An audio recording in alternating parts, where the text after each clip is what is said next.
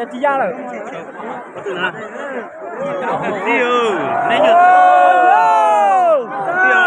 Ôi ơi. Lâu dần luôn. Sao lúc mày cái nhà lúc mày có phòng.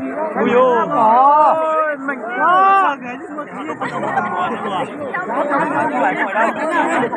Ơi. Chưa còn đi cái nào? Cửa cổng là cổng bên này. Đâu? Cổng bên này. Không phải là cổng vào trong sân. À, mà cổng vào trong hàng rào này cơ. Bánh để còn đi cái nào?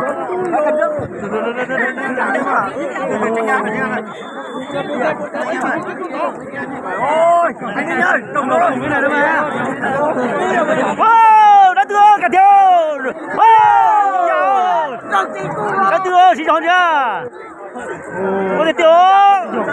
Chứ không bao giờ thì bác tỉnh yên kẹo trở nó một đôi phải nó mua mà tao kìa. Đây sau có điện thoại đây sau có điện thoại rồi.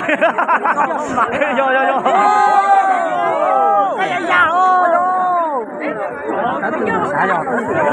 Nhá, chả chả cổ nó thế anh, chả cổ nó đâu. Cổ đây rồi.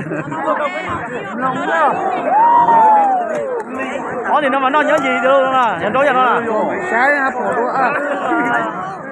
Ô, nó tiêu.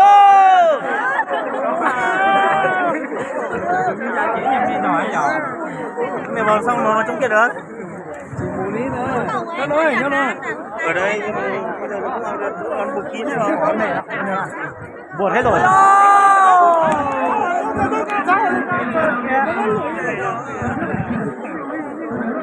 Uống keo đi không? Uống phải lắc cá rồi. Nó từ mà cái cái gì để chết tao nó được. Ra đây.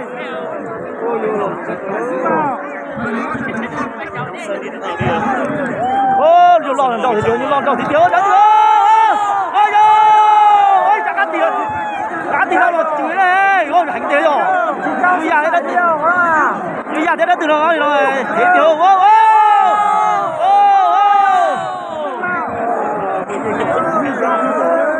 như vậy là xíu rồi mà. Giờ như vậy chúng ta có chụp không? Như vậy mình được nhá. Như vậy chúng ta phải rồi.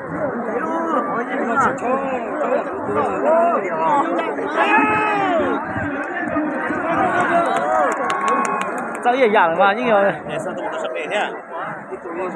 Biết về rồi phải à? Sao điện thoại không bỏ nó ăn chuyện điện thoại muốn nó. Wow, tao kêu. Lại xin mà. Nhìn nó à. Wow.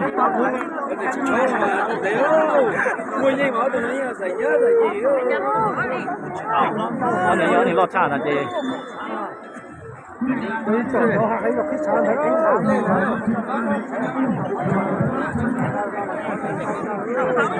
Ôi trong cơ hội rồi trong máu sân. Cái thứ có thôi chứ không. Cái thứ chỉ mà có bỏ